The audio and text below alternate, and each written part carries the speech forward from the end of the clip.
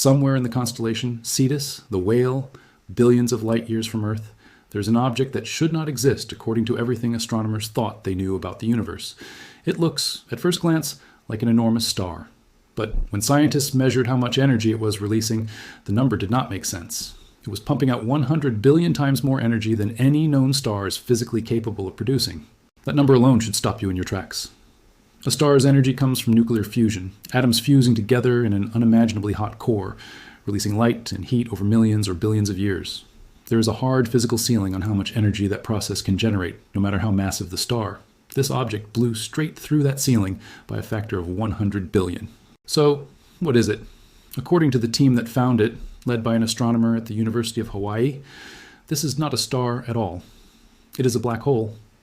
But not the kind of black hole we are used to talking about, the invisible void that swallows everything and reflects no light. This one is different. This one is wrapped in something, swaddled in a shroud of gas so dense and so extensive that the entire structure glows with a brilliant red light, mimicking the appearance of a star the size of our solar system. They are calling it a black hole star. And if the astronomers behind this discovery are right, it may not be a one-time anomaly. It might be the missing piece of a puzzle that has confused scientists for years, hundreds of mysterious objects scattered throughout James Webb's deepest images. Objects nobody could quite explain. Stay with me, because by the end of this video, you are going to understand exactly what a black hole star is, why it should not be able to exist, and why some scientists think this discovery might explain the birth of every supermassive black hole in the universe, including the one sitting at the center of our own galaxy. To understand how this object was found, you have to understand what the James Webb Space Telescope was actually looking for in the first place. Webb was not hunting for black holes when this discovery happened. It was hunting for something else entirely, the most distant galaxies in the known universe, galaxies so far away that their light has been traveling toward us since almost the very beginning of time. The research team had already found remarkable success in that search. They had identified a galaxy called Moam Zephyr-14, which formed a mere 280 million years after the Big Bang, an almost impossibly early point in cosmic history. Encouraged by that success, the team turned their attention to other unusual objects captured in Webb's deep field images, objects that had been sitting there in the data, unexplained, for months. And one of those objects stood out immediately because of its color. It was extraordinarily, almost violently red, redder than anything else in the telescope's entire archive of images. The astronomers gave it a working name, Moam BH Star 1, and began digging into exactly what was producing that unusual light signature. What they found was a redshift of 7.7569. For those unfamiliar with how astronomers measure cosmic distance, redshift tells us how much the wavelength of light has stretched as it traveled across an expanding universe, and the higher that number, the farther back in time we are looking. A redshift of 7.7569 means we are seeing this object as it existed when the universe was only about 660 million years old, a tiny fraction of its current age of roughly 13.8 billion years. We are looking at something from the deep, deep infancy of the cosmos. When the team analyzed the object's light more closely, they noticed something called a Balmer break, a specific point in the spectrum where the brightness abruptly drops off, caused by the way hydrogen atoms absorb certain wavelengths of light. Every star produces some version of this break, but the break in this object measured at 7.7, with the light dropping by more than a factor of 20 across a narrow range of wavelengths. For comparison, a normal population of stars without any dust in the way typically produces a break strength of about 3. Even an artificial theoretical population made entirely of extremely hot, bright stars only reaches about 5. This object's break was so extreme that, in the words of the lead researcher, there was no comparison among any known class of astronomical objects. That is the moment scientists realized they were not looking at an ordinary star. They were looking at something new. Let's slow down here, because this is the part of the story that makes this discovery so important, and it requires understanding exactly how a normal star produces its energy in the first place. Inside every star, gravity compresses hydrogen atoms in the core to such extreme pressures and temperatures that they fuse together into helium, releasing energy in the process. This is nuclear fusion, the same basic physics that powers our own sun and every star we can see in the night sky. The rate at which a star can produce energy through fusion is governed by well-understood physical limits related to its mass, its core temperature, and the physics of nuclear reactions themselves. Even the most massive, most luminous stars we know of, blue supergiants and hypergiants that outshine our sun by factors of millions, still operate within these physical boundaries. The object the team discovered was releasing 100 billion times more energy than any of those known stars can generate. That is not a small discrepancy that could be explained by measurement error or an unusual stellar type. That is a difference so enormous that it rules out ordinary nuclear fusion as the energy source entirely. Something else has to be generating that light, and the energy output profile matched something astronomers know very well from an entirely different context, the energy signature of matter falling into a black hole. When matter, usually in the form of gas and dust, falls toward a black hole, it does not simply vanish silently into the void.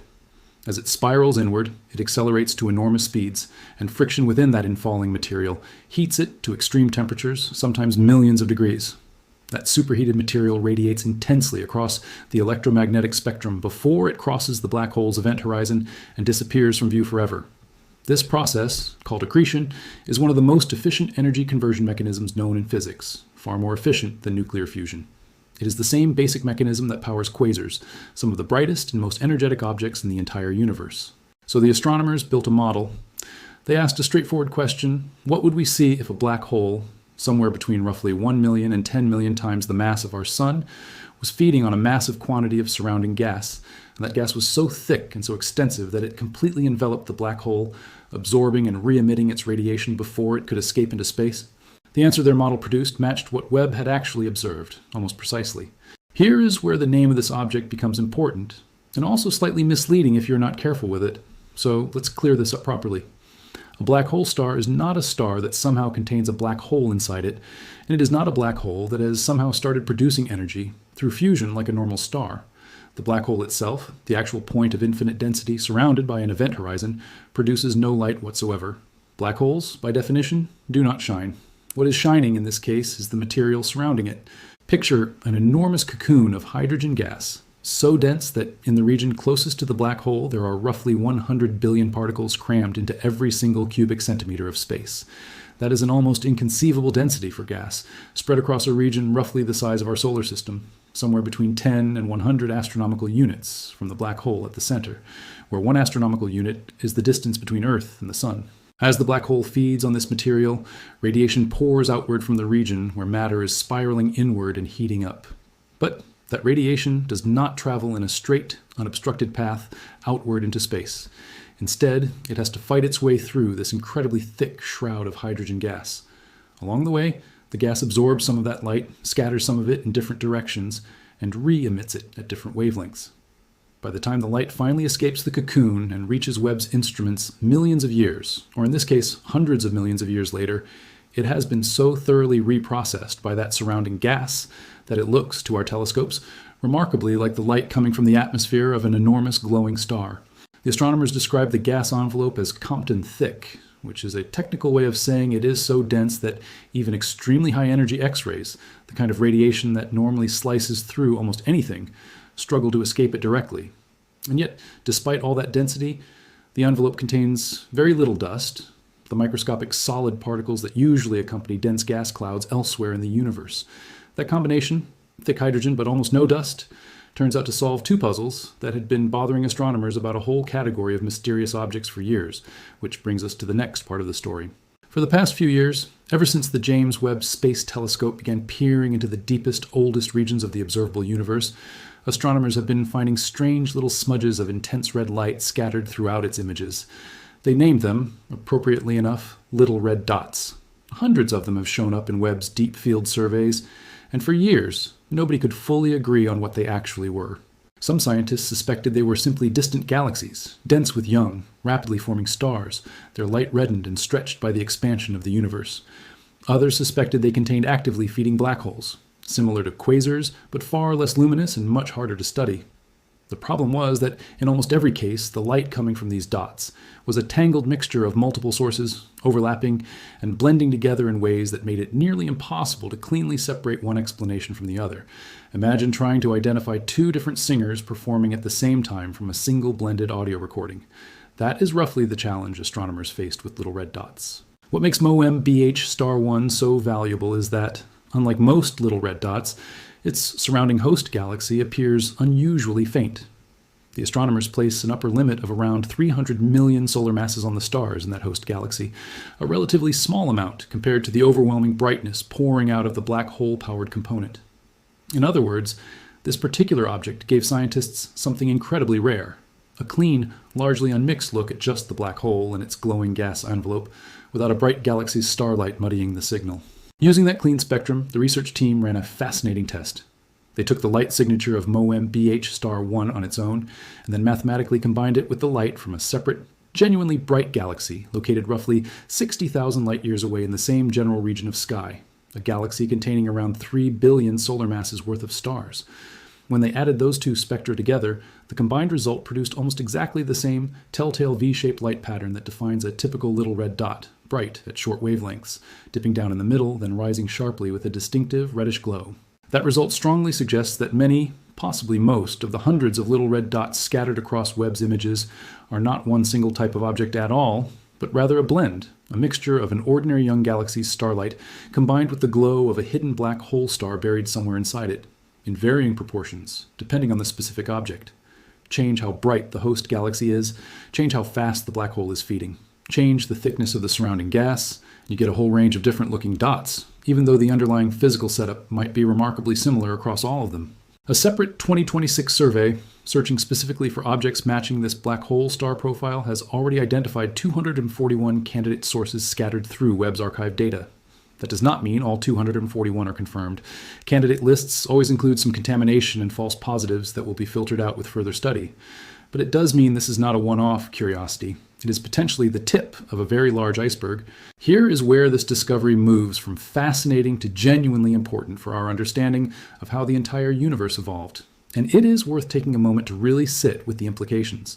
Nearly every large galaxy in the observable universe, including our own Milky Way, harbors a supermassive black hole at its center, some containing the mass of millions or even billions of suns compressed into a relatively small region of space. For decades, one of the biggest open questions in astrophysics has been simple to state, but brutally difficult to answer. How do these supermassive black holes get so big so fast? The universe is only 13.8 billion years old, and astronomers have already found supermassive black holes that appear to have grown to enormous sizes within the first billion years of cosmic history, an almost absurdly short window of time for something that massive to form and grow through conventional processes. It is a little like finding a fully grown oak tree in a forest, that, according to every measurement, should only be a few weeks old. Something about our understanding of how quickly these objects can grow has been missing. The lead researcher on this discovery suspects that black hole stars might be exactly that missing piece. His theory is that black hole stars represent an early, swaddled phase that many, perhaps even most, supermassive black holes pass through in their infancy before the surrounding gas cocoon eventually gets consumed, blown away, or dispersed, revealing the black hole underneath in a more familiar form. If that theory holds up under further observation, it would mean that this dense gas envelope is not just an interesting curiosity. It might actually be the mechanism that allows these black holes to grow so unbelievably fast in the early universe, feeding on enormous quantities of surrounding material, at rates that would normally be limited by radiation pressure pushing and falling gas away. Normally, there's a theoretical limit on how quickly a black hole can consume matter called the Eddington limit, where the radiation produced by infalling material becomes so intense that it pushes back against additional gas trying to fall in, effectively capping the feeding rate.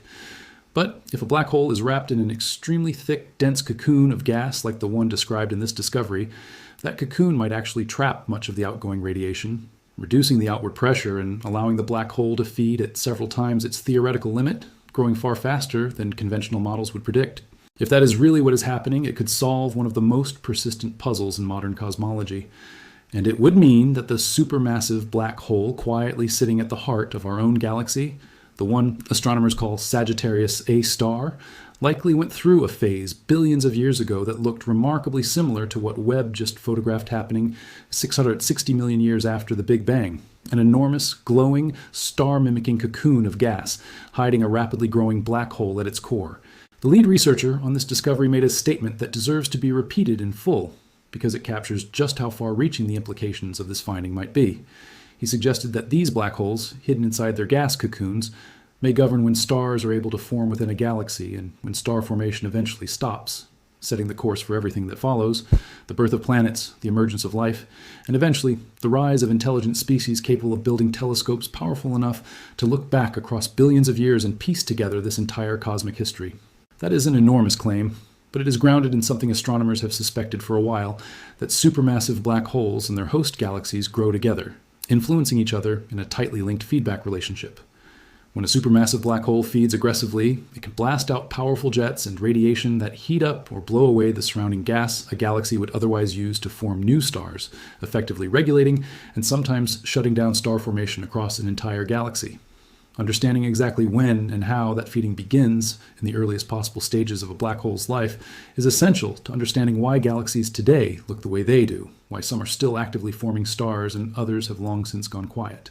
The discovery of MOAM-BH Star 1 gives astronomers for the first time a remarkably clean look at what that earliest feeding stage might actually look like, not as a theoretical model on a chalkboard, but as an actual observed object, its light having traveled across nearly the entire history of the universe to reach a telescope orbiting the Earth in the year 2026.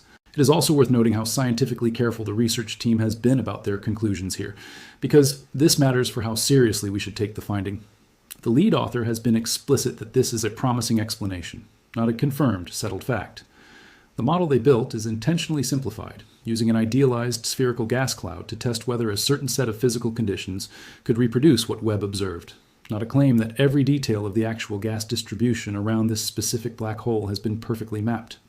Other explanations have not been completely ruled out.